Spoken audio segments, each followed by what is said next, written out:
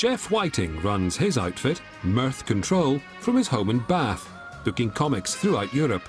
I think I must be the least well-known person that knows the most well-known comedians there is. It's a strange thing. The perception probably is that if you want a big name, you go to a big agent with a big reputation, West End office, track record for 20 years of booking the biggest names. Ironically, I can book the same acts as them, and probably at the same price. But the client doesn't understand that. Big round of applause, big warm welcome for Geoff Whiting, ladies and gentlemen. Hello. Thank you.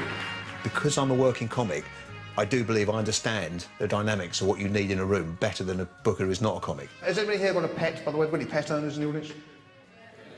Enthusiastic pet owners.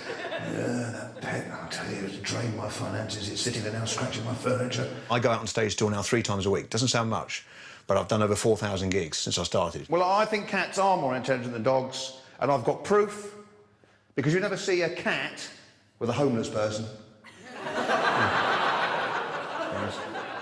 Jimmy Carr, I gave Jimmy Carr his first ever paid booking. Russell Howard, I gave him his second ever gig. Rod Gilbert did loads for me as a new act. Michael McIntyre used to gig with a lot. It's quite nice. It's nice to just see a guy on TV and think, oh, yeah, I remember giving him some gigs early days, 5 minutes for nothing in a pub and see what he can do. Like Jeremy Lee, Geoff used to have stars in his eyes. But by the time he was 30, he was a travelling salesman, flogging cakes and biscuits. Suddenly made redundant, he spotted an advert for wannabe comics in the Daily Telegraph. Because I was at rock bottom, it's the only reason I did it. If I'd been in that job, I wouldn't have done it. Geoff tried his luck and stumbled into a new career as a comedy booker. Aha, there it is. This was my office, in effect. Because I had no phone, no mobile, no landline, I operated from this phone box.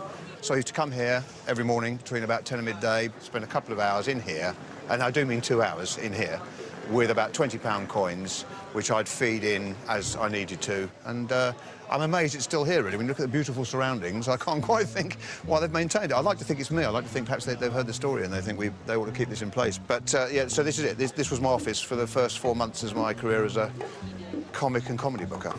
Today, Geoff's become one of the best connected bookers in the business.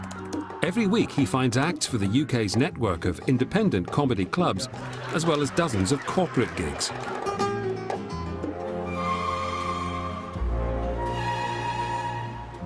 Ads and corporates make a huge difference to a comic's earnings. As they start to appear on TV, their price tag skyrockets. But it all starts with the hard graft of the stand-up circuit. I know people have got mixed opinions about Jimmy Carr, but you see, he was the hardest working comic on the circuit. What happens is some people want to be comedians, just like want to be musicians, they look at the X Factor, but as we know, people want it too quick and too easy. Yeah, well, this is quite typical of what you'd get on a Friday night show at an independent comedy club. They've converted the room, we normally just part of the bar, but it's often the sort of rooms you play, which is sort of halfway between the pub gigs people do when they're starting out in the back room of a little pub to the higher end. It's in that middle ground. If you aren't willing to drive to Cornwall and back, which is 5 hours each way, to do 10 minutes for nothing, you won't make it. And I did it, and that's why I now live from comedy, and that's why Jimmy Carr does. Russell Howard went all around the country for nothing. The acts that are now doing TV will have played exactly these rooms over the last, 8 years. If you name anybody on telly, they killed themselves on the circuit for years. Michael McIntyre was on the circuit for 9 years before he did any telly at all, working night after night after night in little pubs and gigs, bars, anywhere. Michael McIntyre famously had this little Rover, hardly enough money for the petrol. So what I'm saying is these guys have made it through being good, but coupled with relentless work rate. If they hadn't, they'd have no way they could be where they are.